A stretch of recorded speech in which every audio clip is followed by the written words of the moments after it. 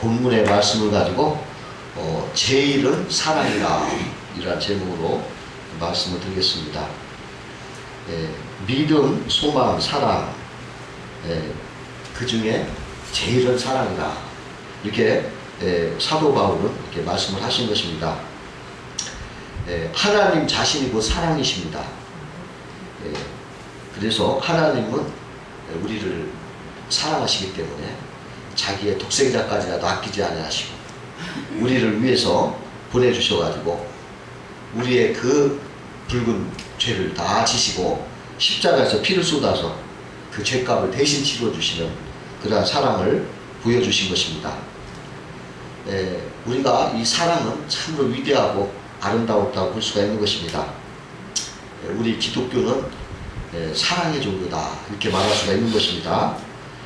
그러면 오늘은 사랑이 제일인 이유는 무엇이냐 이것을 한번 생각하면서 은혜를 나누고자 합니다. 첫 번째로 이 사랑이 제일인 이유는 사랑이 지혜이기 때문에 제일이다 이렇게 얘기할 수가 있습니다. 제가 어느 날 늘 성격이 좀 그래서 그런지 남들에게 이렇게 할 말도 잘 못하고 또 이렇게 좀 부족함이 많아가지고 하나님 앞에 좀 지혜를 달라고 이렇게 기도를 했어요. 그래가지고 내가 좀 사람들 앞에서 할 말도 하고 또 내가 지혜로운 언변을 좀 가져서 사람들을 좀 리더할 수 있게끔 그렇게 해가지고 하나님 영광을 돌리게끔 해달라 이제 이런 기도를 좀 드렸어요. 근데 그런 기도를 하는 가운데 자꾸 기도가 힘있게 나오지 않는 거예요. 그러면서 내 생각 속에 자꾸 어떤 생각이 떠오르냐면은 참 지혜는 사랑이다 이런 생각이 자꾸 떠올라요. 그래서 기도를 바꿔가지고 주여 사랑을 주옵소서 이렇게 기도를 했습니다. 그러고 보니까 내가 내 마음에 사랑이 부족하구나. 그래서 지혜가 없었구나. 그렇게 생각이 되어져요. 사랑도 없는데 지혜만 있다면 오히려 그게 부메랑이 돼가지고 큰일 날 뻔했을 것이다. 이런 생각도 들더라고요. 내가 사랑이 없는 것이 문제지 그래서 지혜가 없었던 거지 지혜가 없는 게 아니다. 내가 사랑이 없었구나. 이런 생각이 들더라고요. 그래 반성을 했습니다. 지금도 반성하고 있어요. 그리고서 이런 생각이 들었다. 야 오히려 내가 사람들 앞에서 이렇게 부족하고 어리석은 무명된 이름 없는 존재처럼 이렇게 지내는 것이 내가 합당하구나. 그것이 나를 지켜준 지혜였구나. 이런 생각이 들어요. 내 마음에 사랑도 없으면서 사람들 앞에 입술만 나누려고 하면 뭐합니까? 사람들 미움받잖아요. 근데 하나님이 너는 가만히 있어라. 너는 아직 안 돼. 사랑이 없어. 이걸 가르쳐주는 거예요. 그래서 항상 답답하더라고. 내 자신이 문제, 사랑이 없던 거예요. 내가 사랑이 풍성해야 유머가 나오고 또 지혜로울 수가 있는 것입니다. 어떤 분이 세계를 돌아다니면서 봤는데 이제 목사님이나 세계를 돌아다니면서 교회를 봤는데 그게 모든 게 부족하고 아주 이렇게 좀 그래도 아주 설교를 들어보면 아유 저것도 설교냐 너무 설교를 못하는구나 그런 사람도 막 존경을 받고 사랑을 받더래요. 잘 계시는 분 있는가 하면 또 어떻게 가보니까 아유 설교가 너무 잘한다. 설교가 너무 잘하고 뛰어난데 1년도 못 가서 보따리 싸갖고 나가더라고요. 그래서 그분의 체험이 이게 사랑이구나. 그 이유가 사랑이구나. 이렇게 깨달았다고 해요. 그 옛날 얘기 이런 얘기가 있습니다. 어떤 마을에 그 옛날에는 장가를 일찍 갔어요. 9살에 이제 장가를 갔어요. 그 새색시가 와서 시부하 보니까 그 9살 먹은 애가 맨날 하루 밥 달라고 울고 그냥 부엌에서 자꾸 보채요. 기가 막힌 거예요. 잠도 자장자장 이렇게 자장을 불러줘야 하고 어떤 때는 밥도 떠먹여줘야 하고 또 옷도 입혀줘야 할 때가 있더라는 거예요. 참 기가 막히더라는 거예요. 근데 하루는 새색시가 점심밥을 이렇게 하는데 아이 밥도 아직 덜 됐는데 신랑이 자꾸 밥 달라고 곁에서 우니까 아이 신부가 화딱지가 나가지고서 그만 신랑을 달랑 들어서 지붕에다 올려버렸어요. 옛날엔 지붕이 좀 나지막에 썼습니다. 그런데 저녁에 들어올 줄 알았던 그 시부모님이 점심 때 이렇게 들어오는 거예요. 이거 큰일 났다. 이 신부가 이제 큰일 났는 거예요. 이제 내 신세가 이제 끝났다. 그때는 시집에서 쫓겨나면 신정서 받아주지도 않아요. 야, 나는 큰일 났다는데? 이렇게 안절부절하는데 지붕에 있던 꼬마 신랑이 여보, 호박 끈 것 딸까요? 잔 것 딸까요? 이 한마디에 새색시가 그냥 살아난 거예요. 그래가지고 그 평생 그 신랑을 하늘처럼 떠받들고 살았다는 것입니다. 그 좀 하나지만 그래도 신부를 사랑하니까 그렇게 지혜가 나와서 이렇게 했다는 거예요. 우리가 지혜를 구하지 말고 사랑을 구해야 돼요. 우리 마음에 사랑이 풍성하면 지혜로운 거예요. 참 지혜로운 거예요. 두 번째로 사랑이 제일인 것은 사랑이 생명을 살리기 때문인 것입니다. 옛날 어느 나라에 그 소문난 정원사가 있었습니다. 다 죽어가는 나무도 살려낸다는 게 소문이 있었어요. 자, 정말 기용한가? 그 나라 임금이 궁금했어요. 그래가지고 내가 한번 실험해보자. 그래, 임금님이 자기 궁궐마당에 제일 그 말라고 가고 있는 나무 한 그루를 골라가지고 옳지, 요 나무를 한번 살려보라고 해보자. 입이 이렇게 두껍게 변했는데 이거 살려내기 힘들 것이다. 아마 뿌리가 다 썩었을 테니까 여봐라, 빨리 가서 그 정원사를 불러오너라. 신하가 정원사 집에 달려갔어요. 그런데 빈소리를 온 거예요.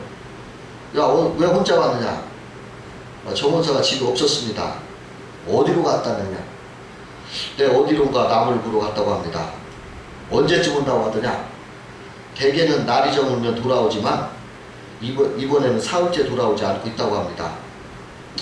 사흘씩이나 돌아오지 않는다고? 네, 나무 밑에서 나무와 함께 자며 연구를 한다고 합니다. 나무를 못 살릴 것 같으니까 도망친 건 아니고? 그런 건 아닙니다. 제가 가기 전에 이미 집을 떠나고 없었습니다. 그래? 그렇다고 한번 믿어보기로 하지. 다시 가서 정원사 오기를 기다렸다가 데리고 오너라. 네. 근데 신하가 정원사의 집에 또 갔습니다. 그리고 나서 신하가 3일 후에 이제 겨우 정원사를 데리고 왔어요. 그 임금이 정원사에게 저 나무를 살릴 수 있는가? 임금님이 시들어가는 나무를 가리키면서 얘기했습니다. 말했습니다. 있는 힘을 다해서 하겠습니다.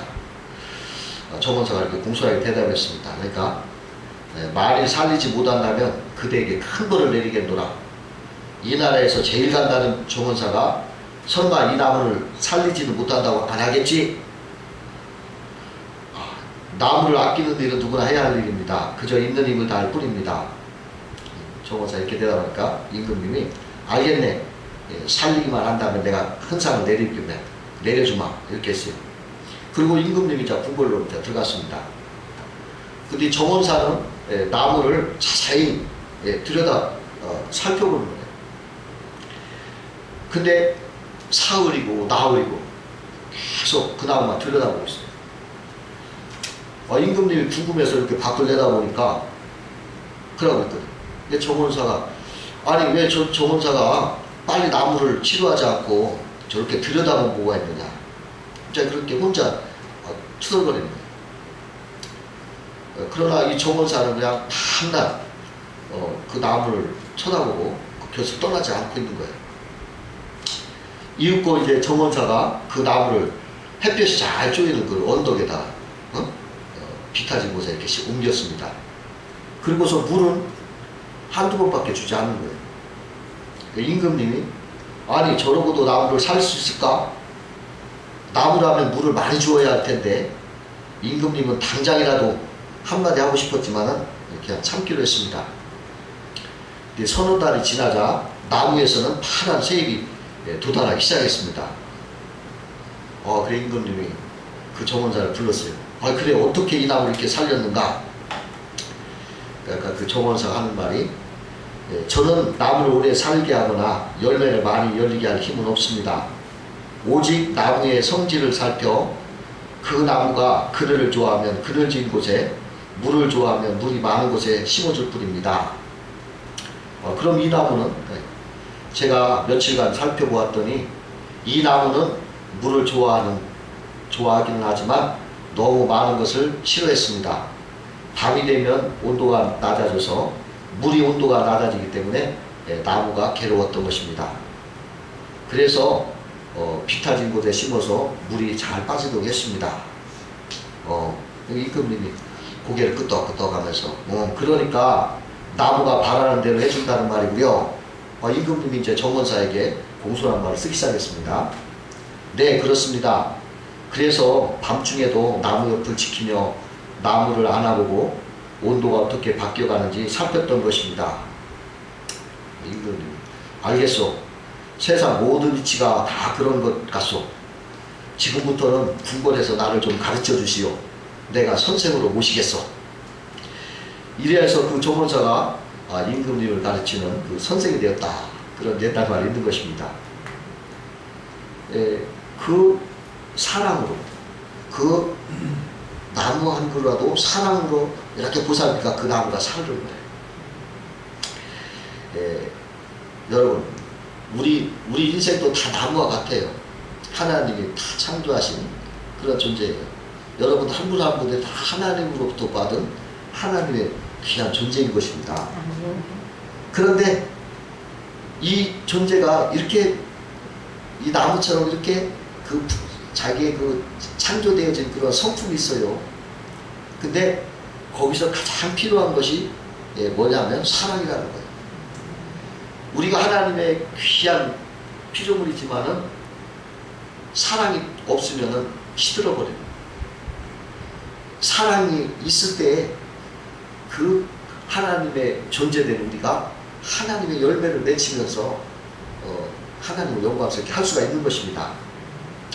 이 나무가 사랑을 받듯이 사람도 사랑을 받아야 풍성한 열매를 맺는 것입니다.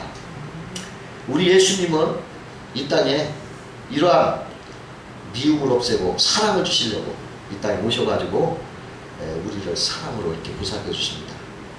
그래서 예수님 안에서 우리 인생은 사랑받는 그러한 사람이 돼서 풍성한 열매를 얻게 되고 생명을 얻게 되는 것입니다. 세 번째로 사랑이 제일인 것은 사랑이 바로 행복이기 때문에 그런 것입니다. 사람이 미움이 있으면 행복하지 않은 것입니다. 그 어느 분이 위장이 나빠서 이렇게 수술을 했어요. 그 수술이 잘 돼가지고 성공적으로 돼서 이분이 회복되어 가서 다 정상적으로 회복이 되는데 그런데 이분이 그 병실에 이렇게 누워있는 TV를 보다가 그 뉴스를 보다가 화가 나가지고 막 비난을 했어요. 자기가 좋아하는 정치인이 선거에서 떨어진 것을 보고 막 그냥 화가 잔뜩 나가지고 막 비난을 했어요. 그런데 그러고 나서 막 갑자기 배가 아프다는 거예요. 막 배가 아파서 견딜 수가 없는 거예요. 그래서 의사가 와서 보니까 그 수술한 부위가 아파서 막 그냥 뒹구는 거예요. 그 상태로 도저히 뭐 어떻게 할 수가 없으니까 다시 재수술을 했어요. 근데 왜 그런가 봤더니 그 왜 창자 벨이 꼴린 거예요. 그 창자 벨이 꼴렸다는 거예요. 의사가 보니까. 그 의사가 이런 말을 하래요. 내가 의사 생활 30년을 해봤는데 이렇게 벨이 꼬인 사람은 처음 봤다. 이 사람 처음 수술 받을 때는 아주 정상이었는데 왜 이런가 그러더라는 거예요.